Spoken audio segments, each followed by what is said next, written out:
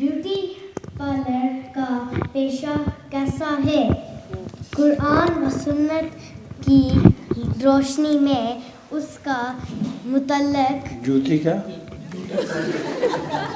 मुतल्लक क्या हुक्म है? औरतों के लिए ब्यूटी पार्लर खोल सकती हैं, क्योंकि औरतों को बहुत शौक़ है बनने ठनने का।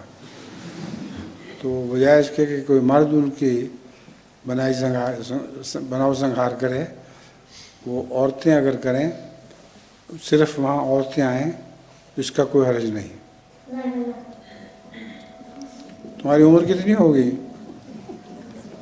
अभी से ब्यूटी पार्लर की फिक्र हो गई है? 7 साल हैं? तकरीबन 7 साल।